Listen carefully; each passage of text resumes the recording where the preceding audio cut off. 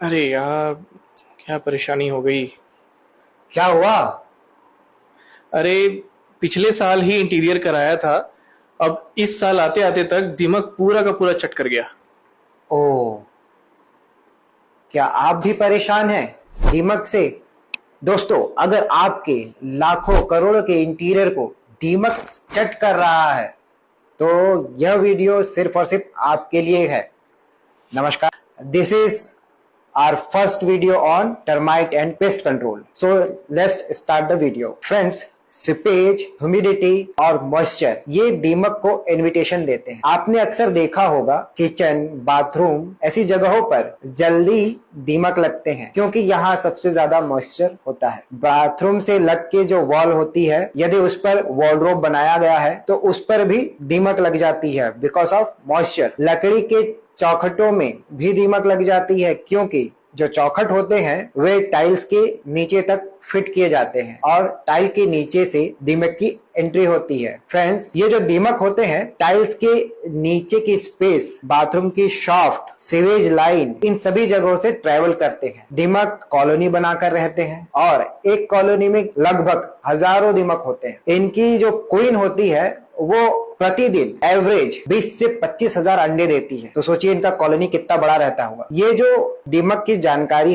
ये तो हुई दीमक की जानकारी। अब मैं केमिकल्स के बारे में बताता हूँ। फ्रेंड्स, वर्ल्ड वाइड 4 केमिकल आते हैं पेस्ट कंट्रोल के लिए। 2 रेपेलेंट पेस्टिसाइड और 2 non repellent pesticide. Repellent pesticide सस्ते होते हैं, इनमें तेज स्मेल होता है जो 1 से 1.5 महीने तक आपके घर पे रहता है। इनका असर दीमक पर तेजी से पड़ता है। जो दीमक आपको नजर आ रहे हैं उन्हें ये तुरंत खत्म कर देता है, पर जब इसका असर खत्म हो जाता है दीमक उस एरिया में वापस आ जाते हैं। फिर वहां पे फिर आपको वापस पेस्ट कंट्रोल करवाना पड़ता है। इनमें जो केमिकल आपको मार्केट में मिलेंगे वे क्लोरोपाइरिफोस और बाइफेन्थ्रीन है। क्लोरोपाइरिफोस 90 कंट्रीज में बैन है। मैं जो अपने क्लाइंट्स को रिकमेंड करता हूं वो केमिकल है, पहला इमाडेक्लोप्रिड और दूसरा फिप्रोनिल। ये ऑर्डरलेस केमिकल होते हैं। ये दीमक के नर्वस सिस्टम पे अटैक करते हैं। जैसे कोरोना फैला था उसी तरह ये काम करता है, एक के बाद एक सभी पे फैल जाता है और लगभग 20 दिनों में इसका असर दिखता है। अगर दीमक की कॉलोनी ज्यादा बड़ी है तो महीना भर भी लग सकता है और यह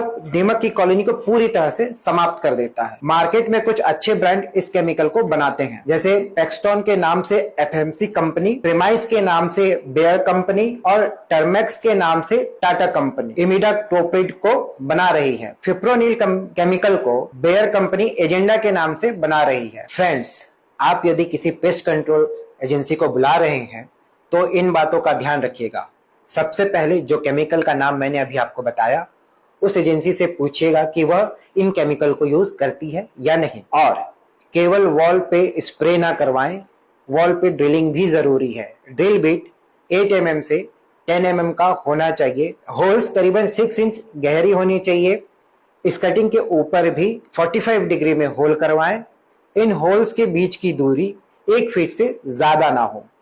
होल्स को हाथों हाथ फिल करवा लीजिएगा। पुट्टी में सेम केमिकल को मिक्स करके होल को बंद करवाइएगा।